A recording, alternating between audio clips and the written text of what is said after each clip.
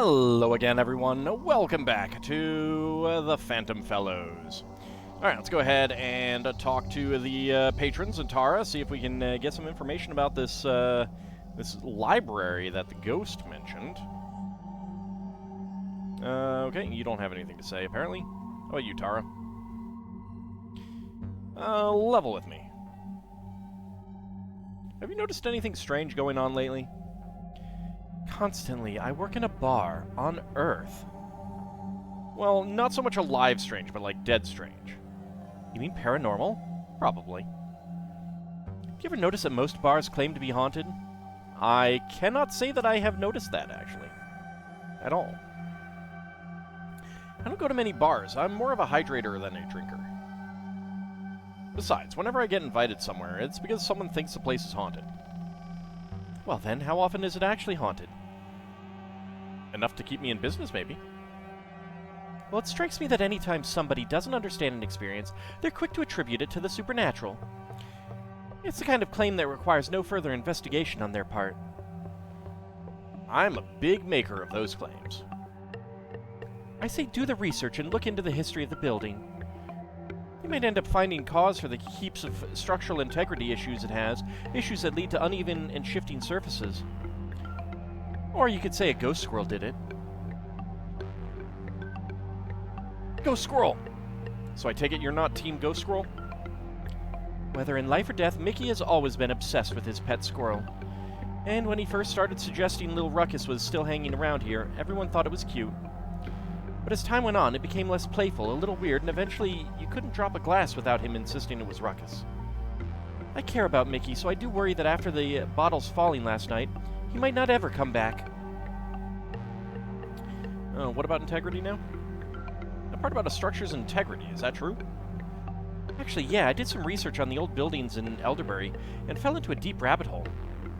What did you find deep in this rabbit's hole? Two things.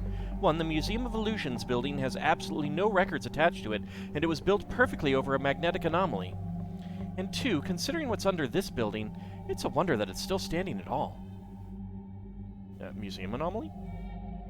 I love a good sidetracking. Can you give me a quick 101 on what you learned about the museum? Sure, but what's most fascinating is how little I was able to learn about the museum, considering how much I dug.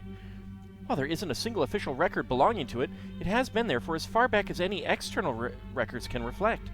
And that makes its architecture a complete phenomenon. Go just a little more on. Well, it's constructed with these giant solid slabs of leather granite, a unique type not found in Colorado, mind you, and so that begs dozens of logistical questions. Then it perfectly covers a local magnetic anomaly. It aligns so seamlessly, it's hard to believe it wasn't done so on purpose. Yet it couldn't have been on purpose without modern technology. You'd be surprised what non-modern technology could do. Then there's a matter of the faultless 90-degree. I'm going to go ahead and want you to stop there. This is all, like, overwriting the stuff I need to know about tonight's case, so... No, that's fair. You're trying to work on a case, and I get carried away. Yeah, no, and I asked for more, and it's great. I would have loved to have heard all this literally yesterday, but yeah. I gotta tap out. Alright, long story? So what's the short story long? Well, going way back, this plot of land was the first church in the village. The church had catacombs underneath it, and they weren't trivial either. Their design was inspired by the Odessa catacombs. I'm not sure, but I suspect the catacombs predate even the church. Pretty intense, right? No, yeah, that's crazy. Eventually, as the village grew into a town, they needed a bigger church, so this building was repurposed as the town's library. So this building was a bookhouse? It was, until it fell on hard times. That's when an entrepreneur, Forrest's grandfather, actually, bought it and turned it into a public house, which is this building as we know it today. Awesome. I mean, that's generous, but... Okay, useful. That's useful. Also, when did the pub first open its doors? Turn of the century. I think it opened in 1901, give or take. Alright. Cat what now? So what's up with the underground catacombs? Catacombs! They're still there under the building, which means the foundation isn't solid at all. Records show some major renovations were done in the 1920s. I believe it was an attempt to fortify the building. While I'm sure it helped, the fact remains that this is a very old, very foundationally wood building. sitting on top of a man-made cave. So you're saying, of course things shift or move around sometimes, we're in an old creaky building on top of hollow ground. I'm saying that's far more logical of a conclusion to jump to, yes. Like, of course there's more and more incidents. The building is degrading more and more with time. Go squirrel.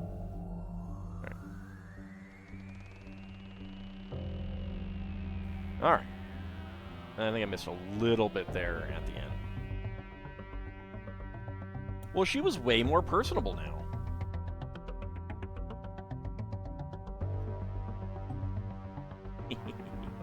Oh yeah, I already took one. Remembering is hard. No, take another one.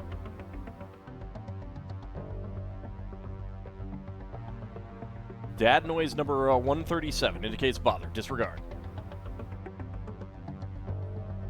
Dad noise number 70, signifying that he didn't really hear you, but he's going to grunt and pretend he did. Dad noise number 54 signifies decreased capacity for bullcrap, often followed by a decision to take a nap. Dad noise number 113, unambiguous sign of not understanding the current youth, but not wanting to ask about it. Dad noise number 79 reflects a momentary glimpse of pride. This one usually occurs after recalling a mildly successful DIY project. Dad noise number 162, often expressed when presented with a new technology gadget, indicates a mix of intrigue and resignation. Dad noise number 41, warning grunt, often reserved for when he is about to give you life advice. When I was your age is likely coming soon. Also, it looks like he brings his own bowling ball. Dad noise number 126 denotes an uncontrollable desire to mention the weather or bring up lawn care. Dad noise number 98, a clear indication that he has taken what you've said as a challenge, and he grants himself as the assumed victory. Dad noise number 152, the sound of doubt that what you have just said is correct, or at all interesting. Dad noise number 17, the sound of disregard. Your opinion and words are seen to him much as a new trend or fashion choice is. Dad noise number 0, the sound of guilt-ridden silence. I think we've reached the end. I was hoping for an achievement there.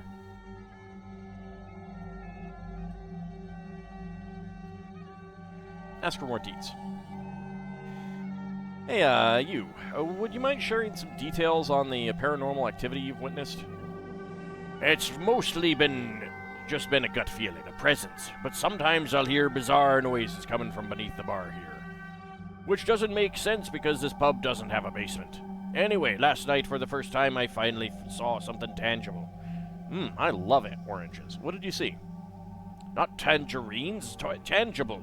I was alone in the pub, the doors locked, when I heard a bottle behind me slide a bit. I turned to look, and with my own eyes I saw 2 bottles fall off the shelf and shatter on the ground. I jumped at the chance to call you out. I know if I am to restore faith in me patrons, that any evidence has to come from someone else, someone reputable. If I had called you sooner, just on me gut feelings, it would have only made me look more crazy. How long has this been going on for? How long have you felt ruckus is?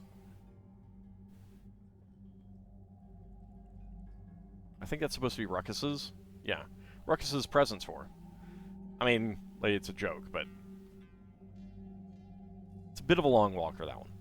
Ever since he passed, a couple of months now. How did Ruckus pass? Sorry for having to ask this, but it often helps with the case. How did Ruckus die? I understand. Ruckus was very old for a squirrel. In fact, he was with me for 11 of the best years of me life. So we both knew the time was close, but the way he died, it was worse than I could have imagined. He died alone. Waiting for me. Each night after closing, I would set out his feeding contraption. Just something silly I made for him. He would operate it to gather the acorns and come sit on me lap. He would eat his nuts while I enjoyed a bowl of cereal, and together we would watch the sunrise. Nice. Cereal is tight. The night he passed, there had been a fight in the pub. I was here late giving a report to the police, and I didn't get a chance to set his contraption out for him yet. By the time the police left, the sun was already rising. I rushed to our spot because we never missed the sunrise together. But when I called him over to me, he didn't come. So I ran back inside and found him collapsed on the floor where the contraption should have been. I scooped him up into my arms and sang "You Are My Sunshine" to him, like how he likes. But he was already gone. Sniffles, but only because of allergies. Sounded like a really good little guy. I wish I had gotten a chance to meet him. Contraption? You said your end-of-day ritual was to bring out a contraption that Ruckus would use to get food? So basically what, and why, followed by where and cool? I built Ruckus an acorn disbursement system for his 3rd birthday. He loved that thing. Every night at closing time, I'd take it out, set it up just past the billiards table there, and drop a few acorns in it. He'd operate it, stuff his cheeks, and follow me out to watch the sunrise. Interesting. So you'd whip out the old ADS each night before watching the sunrise. Was this every night? Religiously. How so? No, I mean like clockwork. Every single day. Okay, you guys sound absolutely adorable. Well, we did have matching sweaters. So what's up with the pub? What can you tell me about this charming, if not for the people, pub? She's got good bones, this one. Me grandpappy built this with some of his own hand. Some 90 years ago. He ran the place for 90 years, keeping bellies full and cheeks rosy. That is until one autumnal day when he walked in here for work and never walked out. Sadly and curiously, he was never seen again. His keys, jacket, even his till was still here in the pub. It was as if he vanished. A shame for me folks. There was a big old life insurance policy left for them, but they never could prove his death. Anyway, me father then ran it for 40 years and handed it off to me brother, who politely declined to take over the business. I mean, at some point you can get a kind of like a verdict of death kind of thing. Then he handed it off to me, his obviously second favorite son. So, what about this underground room? Are you aware of the underground room or shelter or whatever? It's under your office. Yeah, I think it's an old panic room. A panic room? Is that like somewhere you go if you want some anxiety? No, it's where you go in a panic, not to become panicked. It's supposed to be a safe place to hide in a catastrophe. I don't know much about it. I went down there twice, once to see it, and a second time to clean it. I do know that this building has stood since before the First World War, so I imagine it was put there as a precaution. Ugh, war, yuck. Again, I don't know the full story. If you need it, ask Tara. She's a curious one. I'm gonna get back to what is arguably work. Say, if you come across the old feeding contraption, bring it to me so I can have a look at it. It'd be nice to reminisce with it for a minute. Of course. All right. But let's go driving. So we got the pub there now. Let's go to Anna's place.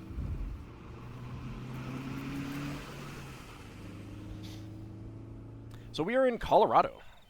Knock, knock. Anna, it's me, Oliver.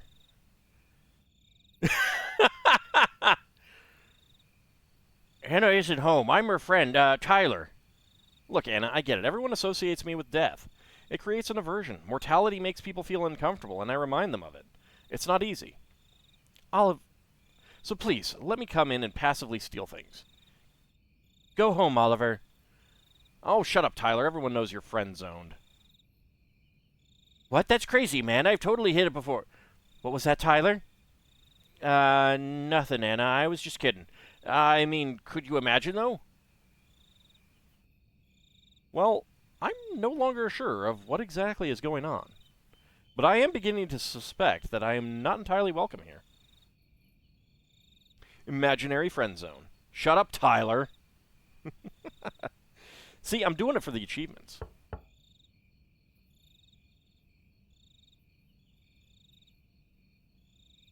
Okay.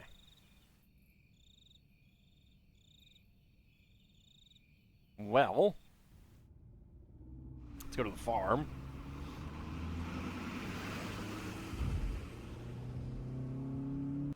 Wonder what the car tastes like. I'm gonna leave one log, because as long as there's some left, it's not stealing.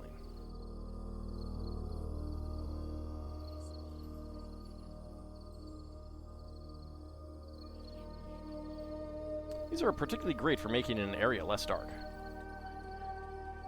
Hey, they got the window replaced. Should come back tomorrow during the day and see if there's a pie on the windowsill. Splendid idea, and I will float to it like my nose is cartoonishly following the scent.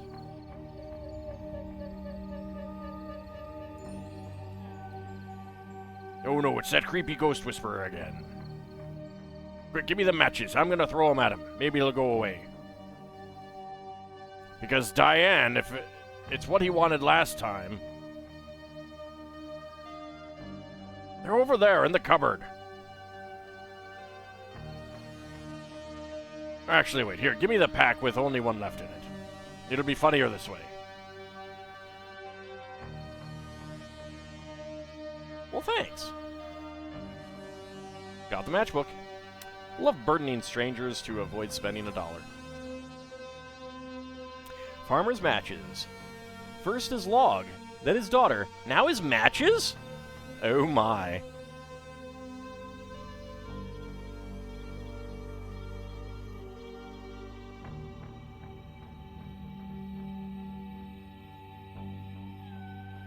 Alright.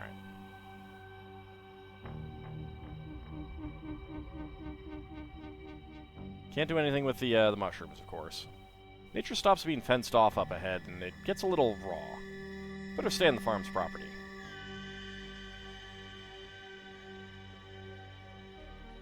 Ow, I hurt myself trying. Ah, there's the exit.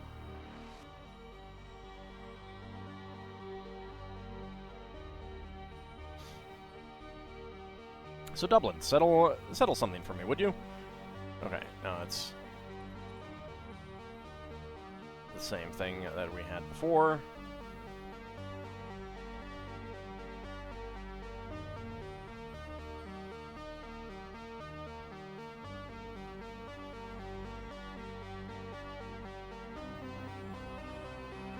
I think that was the same.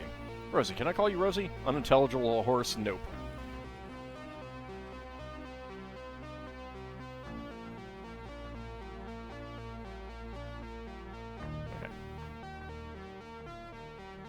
I don't think there's anything else to do here. Let's go drive into the diner.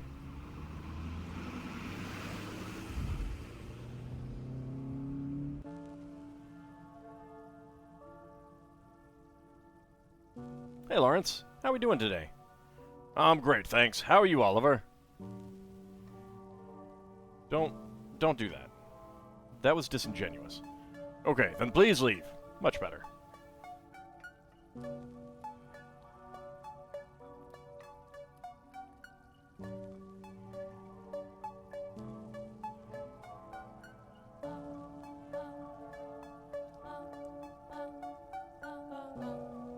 Okay.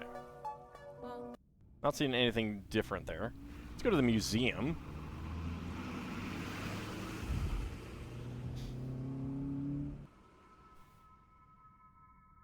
Oh, hey. This is where that under 12-year-old that got in for free ends up costing you money in the end. Conduct yourself like an adult. Do not conduct yourself like an adult. Altogether abandon even the notion of talking to her. Well, let's conduct ourselves like an adult. I bet your name tastes like blood. Do not, and I'm serious, Oliver, do not taste my name.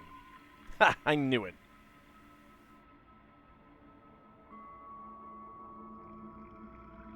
So we meet again, Angelique. How are you? Quite well, thank you. Ever since you two reunited me with my walking half, I have a new lease on knot life. It was of the utmost pleasure to assist you. How have you and Oliver been? Good, thank you. We're currently on a new case, and we came here looking for any... Who are we talking to? Also, can we get ice cream after this? Like, for real? And if you're gonna say a frozen yogurt instead, then just forget it. That stuff isn't even made from real ice. Yes, I can see quite clearly that Oliver is indeed alive and well. Just look at his functioning circulatory system and active despite a reason sweat glands.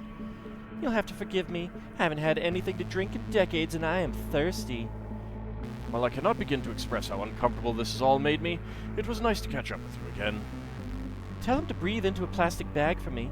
I want to see the condensation. Madame, you forget yourself. Actually, do you think he'll die soon? Not sure, maybe. Probably. The things I would make him do for me. He wouldn't float right for a week.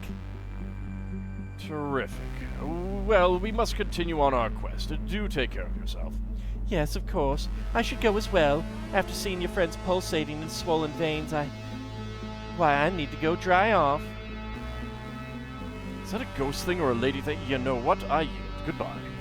Goodbye for now, Engelbert Picklebender. Oh, and do tell me if Oliver plans to use the bathroom. Well, so, how was Agostini? Thirsty lady. I would.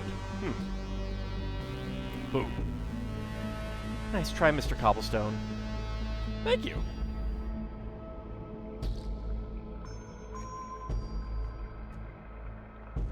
Do not conduct ourselves like an adult.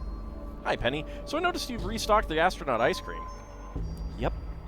So, one might be safe in assuming it's nice and fresh. I guess. Do you think No.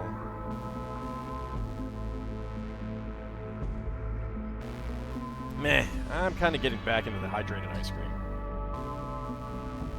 Alright, well, let's see if there's anyone else around. They didn't take the chains off. I don't have my key card anymore. I must have given it back. Very rude.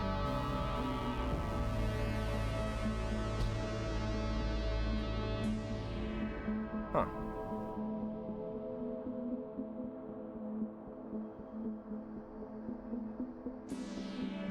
The most interesting thing in the museum is the red goop in the walls. Huh. I cannot interact with him.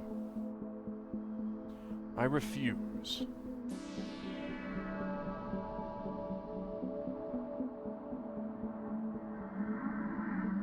Oops.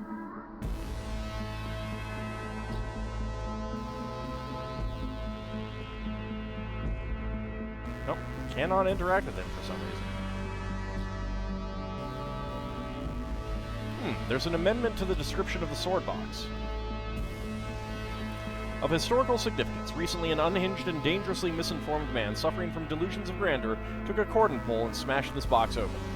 He claimed he was pursuing the ghost of Agostini and his assistant Angelique themselves.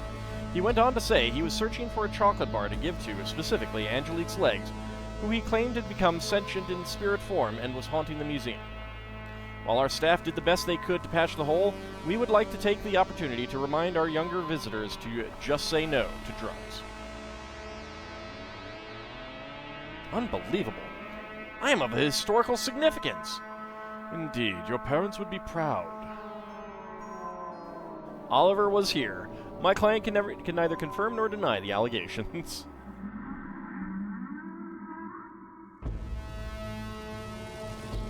Right, now can we interact with you?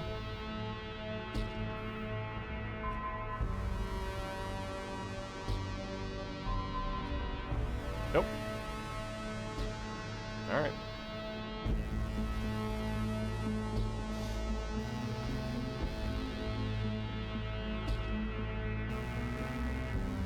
Excuse me, Angelique. Yes, sugar?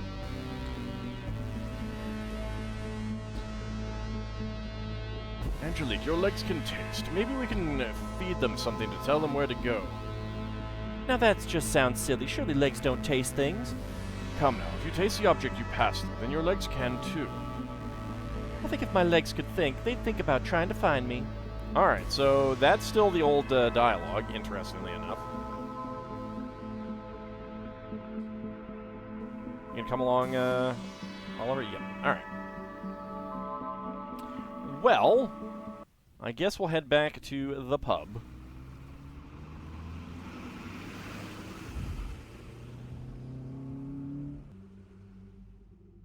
Alright. But we do still need to figure out what is going on here. Can we... We can exit. Alright, so let's take a look around out here first. The dodgy squirrel. I don't know if this explains the giant squirrel or the giant squirrel explains this.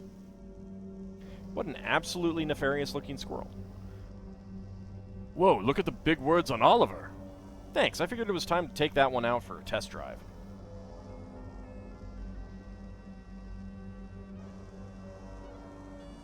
It's similar to a barn light, but it lacks a stem. Regardless, a welcome addition to any lighting collection. I think that's a barkeep's bedroom. I don't know. I don't want to know.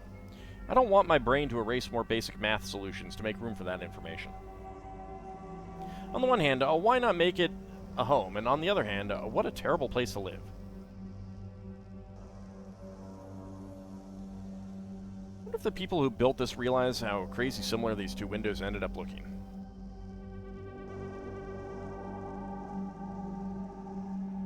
I think that's the point. These mushrooms have been thrown up on. This is what happens when a tree grows up and gets a corporate job.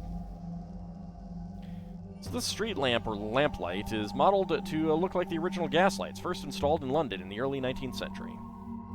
Now, something that gets lost in recollection of these lights is that the illumination from early gas street lamps was only that of a modern 25-watt bulb. What's both interesting and gross is that the distance between street lamps contained such utter darkness that they were often a hotspot for bodily fluids and debauchery. I actually lost my virginity between street lamps during a new moon. I arguably lost both my virginities that night. Oh my.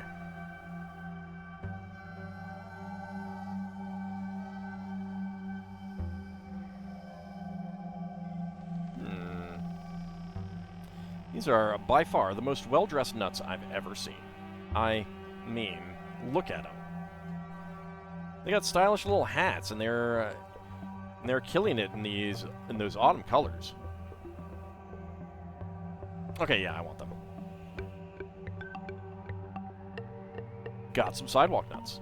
Eggcorns, maybe. The way you just said that makes me think you do not know how to spell acorns.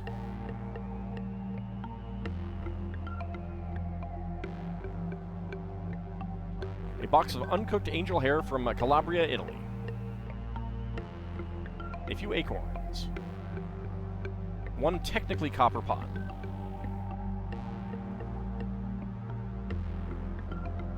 A matchbook. Alright. So we got some acorns. When we come back next time, we have been asked to set up the acorn machine, so I guess we'll try that. But that will be for next time. See you then, everyone.